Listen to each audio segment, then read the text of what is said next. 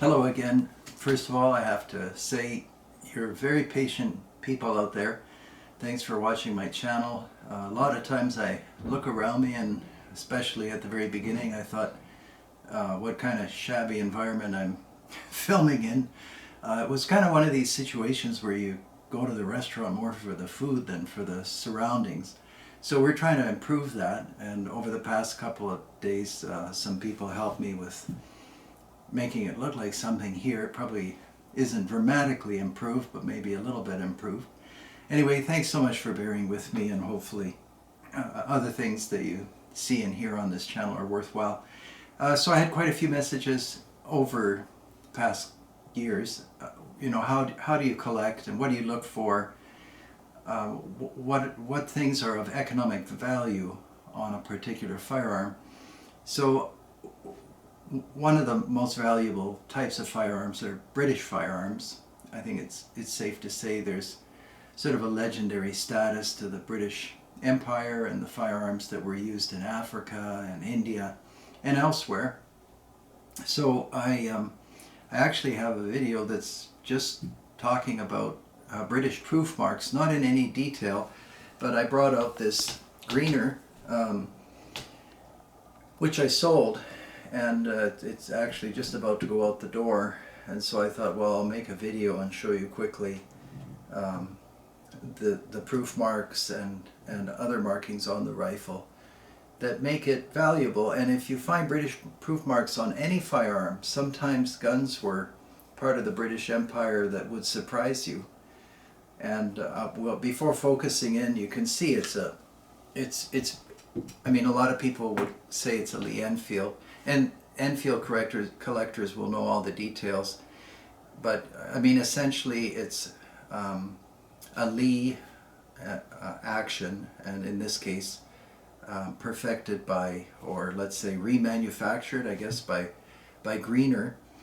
And there are many different ways that these Lees and Lee-Enfields and Lee-Metfords, and in fact Remington Lees, can be made. But the British had a way of putting together these Lees in such a way that you really had an effective sporting rifle. It has a removable 5-round box magazine. Normally the military would have a 10-round magazine, but they made a 5-round just for sporting purposes. You'll see these rifles in different movies. The most memorable one was The Ghost in the Darkness, which was about lions that were man-eaters. It's actually still a good film to watch. I think Michael Douglas is in the film. Anyway, one of the gentlemen in the film, which is sort of loosely based on well, it's actually based on what did happen, uses a Lee rifle, and it could be a Lee Speed. The Lee Speeds were actually a patented item. This one is not a Lee Speed. If it was, it would say it down here. And if you run into these 303s from the UK or Canada or New Zealand or Australia, they are around. They remain entirely effective firearms and hunting weapons. There's, I mean, aside from bore wear, like where you're not getting perfect accuracy, in which case maybe put another barrel on it, but there's really no modern firearm that is superior to these. These just happen to be old. Anyway, the good ones have a magazine cutoff.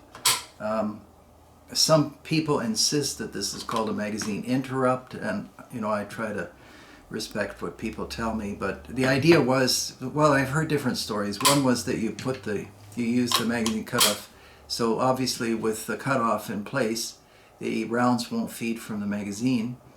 So one theory was that you apply the cutoff and load the rifle singly until the enemy is close. Then you move the cutoff out, and then you have access to rapid fire from the magazine.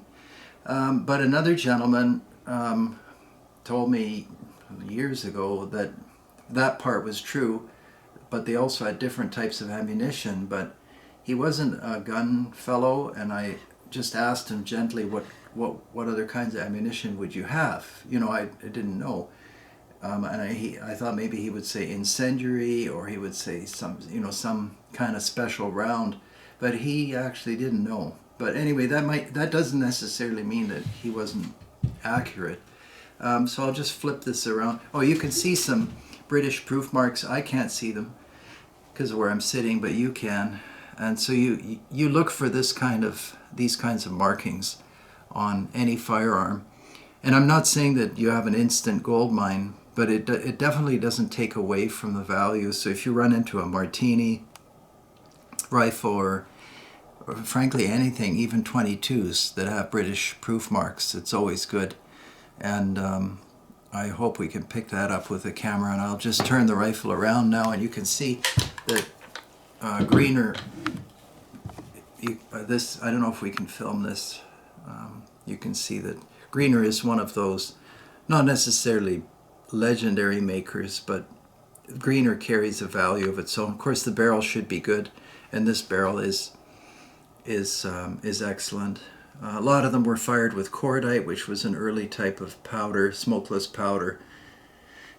And there was some erosion for a bunch of technical reasons with cordite. And either the guns may not have been cleaned, or maybe they were overly cleaned. But this particular rifle has everything that you would look for. The front sight, it's properly attached to the barrel. And if you look down the barrel, there are no ripples, there are no bumps. It's properly done. And then the island rear sight with the flip-up leaves. So if you had to shoot at long range, I forget what this is, 500 yards, I think. Maybe it's 600 and 300. Anyway, you get the idea. And then it tells you right here, ammunition 303. And then I believe somewhere it says cordite on this side. And over here, I think it says 215 grain bullet, which is a heavier bullet for the 303 bore.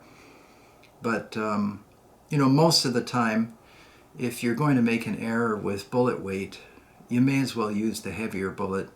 I know people are running around the woods these days with all kinds of lighter rifles. I'm just tipping it this way so that I'm not confusing you, and I am. But here's where it says the cordite, and this will be hard to film. It says cordite right there, and then 215 grain bullet. And these things are all meaningful to collectors. And on the other side, which I'm sure was filmed carefully looking for that bullet designation, you could see that the serial number on the receiver ring matched the serial number on the barrel. So that would be meaningful to collectors. And other than that, you look for things such as splitting or cracks or what have you. And the Greener, they would have proper stockers. They knew how to stock a rifle, that's for sure. Check ring, it's a little worn, a little compressed, but that's honest wear. In fact, that kind of gives it historical meaning. And then just a beautifully made steel butt plate, and it's properly fitted. I think these screws are timed, meaning that they're in a synchronized position. I'm not sure if that's true. I can't see it, but you can. And these are still around. And for now, I didn't do anything to this one. I didn't clean it or wax it or anything. This just came as it is. Just a great rifle to buy, always of value. And then for just example's sake, this is a more typical sporterized 303, which really amounts to just cutting the stock down. So somebody took the military wood off. Somebody put on actually a decent front sight this time. A lot of times you'll see them with either somebody took their solder and tried to soft solder something on that fell off. But it's all honest attempts, and it's all people trying to make something that they feel is better than the original. Obviously, if they had kept the military rifle in original condition, would have been better. That's all original. And then interestingly, I'll show you something else on this one. Sometimes I notice things during filming, so this is one of those times. You can see here the crossed rifle of the BSA, British Sporting Arms. I don't know if that's easy to film. And then I'll tip this way, and again there are British proof marks. So what looks like a very humble rifle, and I don't know what you would pay for these. I'm just tipping it every which way so you can see. This one does not have the magazine interrupt or cut off. This is for the stripper clip. This is where the action locks here on the side. Anyway, you can look at these guns and study them for a long time. And if you're inclined that way, it's all very interesting. And I always enjoy spending time with what I call true collectors, where they specialize in one type of firearm. And the Lee Speed, Lee-Enfield, Lee-Metford group are always fascinating, and they usually know all about British history, or at least British history during the periods that involve these firearms, which are great rifles to this day, and they're in use all over the place. I get messages from Australia, South Africa, and I'm sure a lot of places that don't write me. The rifle that's standing somewhere that's just used when you need a rifle isn't a Winchester Model 94. It's probably a 303 British, and they may not know even what model and so on. There were different marks and so forth, which we won't get into here. Anyhow, that was it. So if you are collecting guns, or you're at a gun show and see British proof marks or anything like the markings that I've shown you today, that's of value. It's of meaning, and these remain very compelling firearms. In fact, one of the more common comments I received on those end of the world videos was the Mauser is great. Nobody disputed that, but people felt that the Lee-Enfield would also be working several hundred years from now under any condition, and they are very tough, undoubtedly tough actions with unique features like removable bolt heads and removable magazines and other things that we could talk about. Anyway, I hope that's useful for you, and yeah, please keep writing whatever it is that you feel or observe, sharing your thoughts and so forth. That's about it. So yeah, we'll move on to the next video. Thanks a lot. Bye-bye.